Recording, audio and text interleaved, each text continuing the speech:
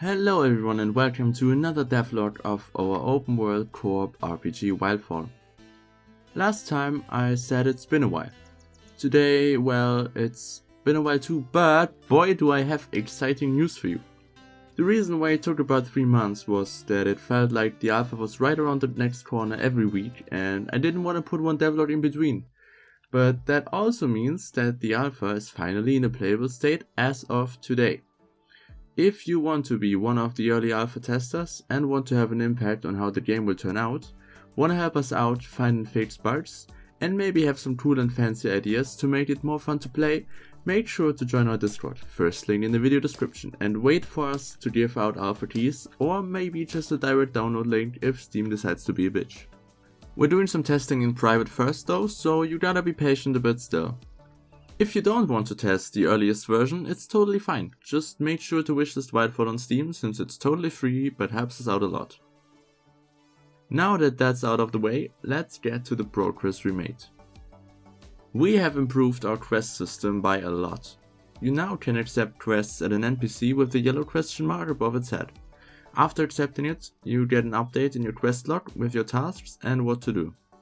After satisfying its needs, the NPC will have a purple question mark, indicating that you can hand it in and receive your reward. Accepting the next one and you are able to enter the mines. We tweaked around some more with the combat system and it starts to feel better and better. More sounds, faster and more overacted animations, and a better system where you can change the hit range of an attack with ease. We also scrapped doing most of our hit times with code, and instead started using animation events. At first we were afraid, we were petrified, kept thinking we could never code something like this right, but then we spent so many nights reading forum posts and wow, it was actually very simple. We now have an animation event that is checking whenever it's called if it hits in its set range, and if it does, it deals the damage we set on the weapon. We thought, damn, that went smooth, we should do that approach for our sound system too. So we did. We had a little issue at first, cause I needed to be able to set the volume and pitch for different sound effects without exporting it to Audacity every time and just trial and error. And at first we were afraid, we were petrified. Don't worry, I'm not gonna do it again. After a few hours, Tom managed to find a solution which gives me every option I need, so now we can link every single sound file into an audio mixer group and change it around there as we please. Now that everything felt more alive with monsters making steps, sounds, talking, dying, we needed something to happen when the player dies. Because right now the game just crashes. Which is a fine way to go, but we wanted something better. I set up a ragdoll for the player to trigger when the health reaches 0 and modeled a little shrine in Blender which will act as a save and respawn point. When you activate the shrine, a little sound plays, and it will start to glow and spawn little particles around. Of course, there will be more to it than just hitting respawn in the future, but for the alpha this will suffice. By the way, did I guys told you already that you could wishlist Wildfall on Steam right now? No?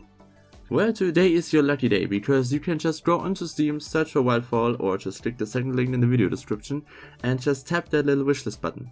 It's 100% free and helps us out a ton, so do it right now, gamers. Another important thing we needed were settings.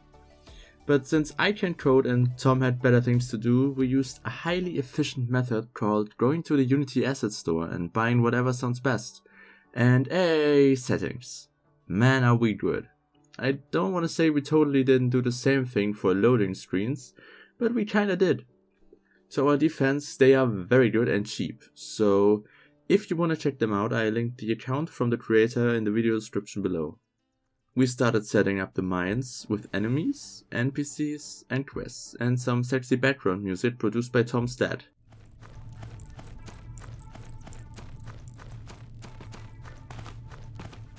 Thank you, Tom's dad, very cool. Now all we needed is a boss fight. Of course, if you had to fight off goblins 80% of the time so far, it had to be their leader. When you enter the fight, the door behind you closes, and in case you die, you respawn on the outside. The door only opens back up when the fight is over or everyone died, so once dead you can't get back in and help out your friends. When the boss dies, a portal will spawn, leading you into the open world. Not right now though. Right now you get back into the main menu because that is where the alpha ends. I don't want to go into too much detail for the boss mechanics, but let's say it's simple enough to get behind it, but different enough to recognize him as a boss.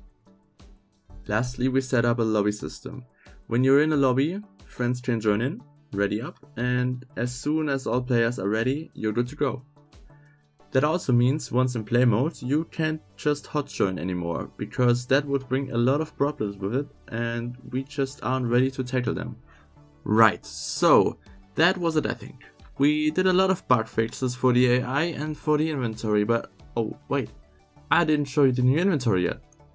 Here it is in all its glory, and when you equip stuff, you can see how it looks like on the player model as well. Tell me if you like that better than before or not. That is it then for today. Wishlist Wildfall, join our Discord, and thanks for watching. Oh, and maybe even follow me on Twitch. I stream there from time to time, so if you want, check it out.